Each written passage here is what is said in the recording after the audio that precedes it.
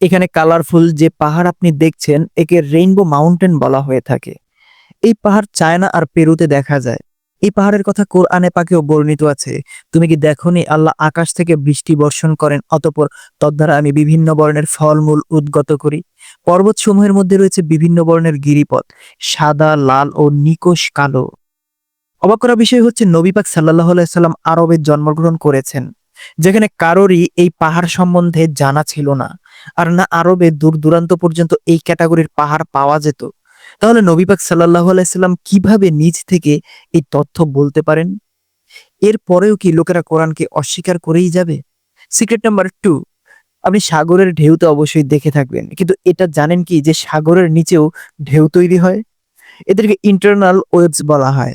যখন সাগরের পানি একটি লেয়ারে মুভ করতে থাকে তখন কোনো বাধাপ্রাপ্তের কারণে এক প্রকার অসামঞ্জস্যতা আসে, যে কারণে সাগরে ঢেউ তৈরি হয়। এটা 1893 সালে ডিসকভার করা হয়, কিন্তু কোরআনে সবসময়ের মতো এটি আগেই বলা হয়েছে। অথবা তাদের আমলসমূহ গভীর সমুদ্রে ঘনীভূত অন্ধকারের মতো, যাকে আচ্ছন্ন করে ঢেউয়ের উপরে ঢেউ, তার উপরে মেঘমালা, গভীর অন্ধকার, এক স্তরের উপর অপর স্তর। কেউ হাত বের করলে আদৌ তা দেখতে পায় না। আর আল্লাহ যাকে নূর দেন না তার জন্য কোনো নূর নেই। সিক্রেট নাম্বার 3, কোরআনের এই সিক্রেট অনেক অবাক করার মতো। কোরআনে এমব্রিওলজি সম্পূর্ণ ডিটেইলের সাথে এক্সপ্লেইন করা হয়েছে। এখানে বলা হয়েছে কিভাবে স্পার্ম বডিতে প্রবেশ করার পর ধাপে ধাপে বাচ্চার জন্ম হয়, যখন সায়েন্স 19 শতকে এমব্রিওলজিকে ডিসকভার করেছিল। এর আগে কেউ এটা জানতো না যে বডিতে স্পার্ম এই স্টেজগুলো পার করার পরে একটি বাচ্চার জন্ম দেয়। এই আয়াতে আল্লাহ পাক সম্পূর্ণ ধাপগুলোকে একদম পারফেক্ট অর্ডারের সাথে বর্ণনা করেছেন। পরে আমি শুক্রবিন্দুকে পরিণত করি জমাট বাঁধা রক্তে, অতঃপর মাংসপিণ্ডকে পরিণত করি হাড্ডিতে, অতঃপর হাড্ডিকে আবৃত করি মাংস দিয়ে, অতঃপর তাকে এক নতুন সৃষ্টিতে উন্নীত করি। কাজে সর্বোত্তম স্রষ্টা আল্লাহ কতই না মহান। আজ থেকে 1400 বছর আগে কোনো মানুষের পক্ষে কোনো রকম অ্যাডভান্স ইনস্ট্রুমেন্ট ছাড়া এইসব বর্ণনা করা একদম অসম্ভব ছিল। ডক্টর কিথ মুর, যিনি কিনা হিউম্যান এমব্রিওলজি ও অ্যানাটমি এক্সপার্ট, ওনাকে সৌদি আরবে ইনভাইট করা হয়েছিল, যেখানে আব্দুল আজিজ ইউনিভার্সিটি ওনাকে কোরআনের এই আয়াত এক্সামিন করার জন্য বলে, যেখানে হিউম্যান এমব্রিওলজিকে এক্সপ্লেন করা হয়েছিল। যখন ডক্টর কিথ মুর এই আয়াতকে পড়েন তখন তিনি একরকম অবাক হয়ে যান, যেটার পরে তিনি কোরআনের ব্যাপারে এমনটা Extensive বলেন। studies of the Quran and Hadith in the last 4 years have revealed a system for classifying human embryos that is amazing since it was recorded in the 7th century AD. যেমনটা আপনি দেখলেন, doctor Keith মুর কোরআনের এই মোজেজাকে দেখে অবাক হয়ে যান। Secret number 4, যে জায়গাটি দেখছেন একে ডেথ ভ্যালি বলা হয়ে থাকে। এখানে যে বড় বড় পাথর দেখা যাচ্ছে এগুলোর এভারেজ ওয়েট 300 থেকে 320 পাউন্ডের হয়ে থাকে, কিন্তু অবাক করার মতো বিষয় হচ্ছে এই পাথর নিচ থেকেই মুভ করতে পারে। হ্যাঁ, আপনি সঠিক শুনেছেন, এই পাথর নিজে নিজে চলতে পারে। বহু বছর পর্যন্ত বিজ্ঞানীরা এটি নিয়ে চিন্তিত ছিলেন, কারোই জানা ছিল না এই পাথর কেন মুভ করে। অবশেষে 2014 সালে বিজ্ঞানীরা টাইম ল্যাপস ফটোগ্রাফির ব্যবহার করে এই পাথরের মুভমেন্ট ক্যাপচার করে। যেমনটা আপনারা দেখছেন এই পাথর কিভাবে মুভ করে এ পর্যন্ত পৌঁছেছে।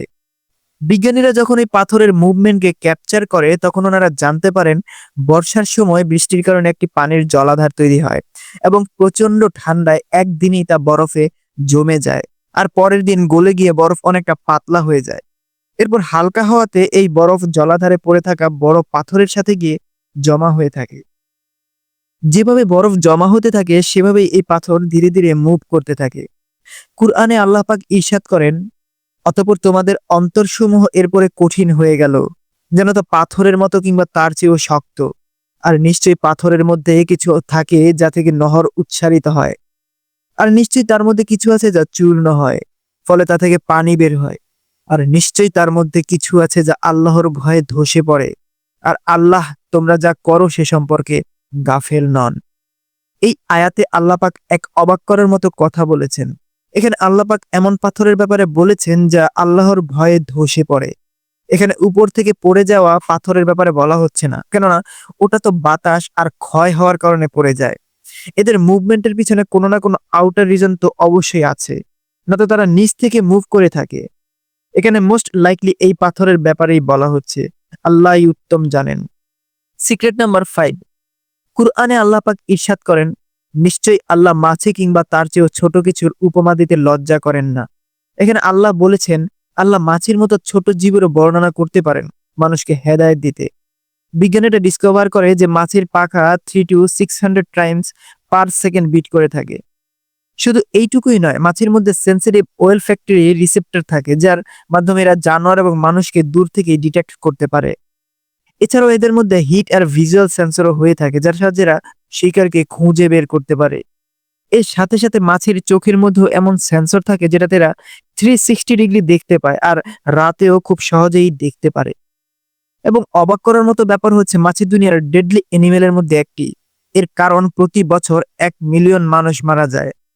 এই কারণে এই আয়াতে লেখা আছে যে মুমিন সে বিশ্বাস করে এটি তার খোদার পক্ষ থেকে সত্য, আর যে কাফির সে বলে এই নগণ্য বস্তুর উপমা দ্বারা আল্লাহর উদ্দেশ্যই বা কি। আসল ব্যাপার হলো তিনি এর দ্বারা অনেককেই বিভ্রান্ত করেন, আবার অনেককেই সৎ পথে পরিচালিত করেন। বস্তুত তিনি ফাসিকদের ছাড়া আর কাউকেও বিভ্রান্ত করেন না। অর্থাৎ এত ছোট মাখলুকের মধ্যেও আল্লাহ তাআলা অনেক উপমা রেখেছেন। সিক্রেট নাম্বার 6, কুরআনের এই সূরাতে আল্লাহ তাআলা বলেন তোমার প্রতিপালক মৌমাছিকে প্রত্যাদেশ করেছেন যে তুমি গৃহ নির্মাণ করো পাহাড়ে, বৃক্ষে এবং মানুষ যে গৃহ নির্মাণ করে তাতে। এরপর প্রত্যেক ফল হতে কিছু কিছু আহার করো, অতঃপর তোমার রবের সহজ পথ অনুসরণ করো।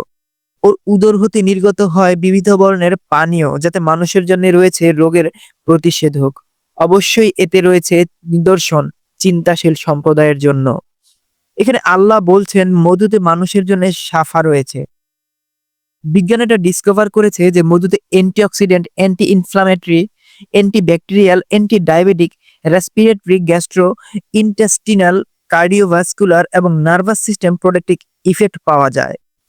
এই কারণে মধু শরীরের জন্য অনেক বেনিফিশিয়াল। যেমনটা আল্লাহ বলেছেন এখানে মানুষের জন্য শাফা রয়েছে। আরও বলা আছে চিন্তাশীলদের জন্য রয়েছে নিদর্শন। ভাবতে গেলে অবাক হতে হয়। সিক্রেট নাম্বার 7, যখন আপনার শরীর কোথাও কেটে যায় অবশ্যই তখন আপনার ব্যথা অনুভূত হয়। কিন্তু এটা হয় কিভাবে আসলে? যখনই আপনার স্কিন কেটে যায় তখন স্কিনে থাকা পেন রিসেপ্টর আপনার মস্তিষ্কে সিগন্যাল পাঠায়, যে কারণে আপনার ব্যথা অনুভূত হয়। স্কিনে থাকে এসব পেন রিসেপ্টরকে 1906 সালে চার্লস স্কট শ্যারিংটন ডিসকভার করেছিলেন, কিন্তু কোরআনে 1000 বছর আগেই এর বর্ণনা দেয়া আছে। নিশ্চয়ই যারা আমার আয়াতসমূহকে অস্বীকার করেছে অচিরেই আমি তাদেরকে প্রবেশ করাবো আগুনে। যখনই তাদের চামড়াগুলো পুড়ে যাবে তখনই আমি তাদেরকে পাল্টে দেব অন্য চামড়া দিয়ে, যাতে তারা আস্বাদন করতে পারে আযাব। নিশ্চয়ই আল্লাহ মহাপরাক্রমশালী, প্রজ্ঞাময়। সিক্রেট নাম্বার 8, 4 অক্টোবর 1957 সালে সোভিয়েত ইউনিয়ন পৃথিবীর প্রথম স্পেস মিশন লঞ্চ করে, আর এখান থেকে স্পেস এক্সপ্লোরেশনের যাত্রা শুরু হয়। এরপর থেকে মানুষ একের পর এক স্পেস মিশন শুরু করে, আর 19 শতকেই মানুষ এটা ডিসকভার করেছিল যে তারা স্পেসে যেতে পারে।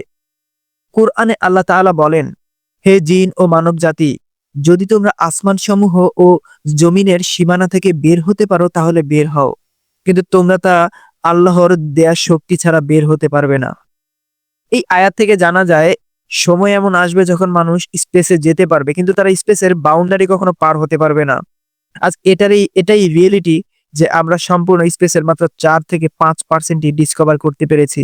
95% স্পেস তো আমরা আজ পর্যন্ত এক্সপ্লোরই করতে পারিনি, কারণ বর্তমান সময়ে আমাদের পক্ষে সম্পূর্ণ স্পেস এক্সপ্লোর করা পসিবলই নয়, কারণ আমাদের কাছে এমন কোনো অ্যাডভান্স টেকনোলজি নেই। আর এক্স্যাক্টলি এটাই আল্লাহ পাক কোরআন মাজিদে বলেছেন।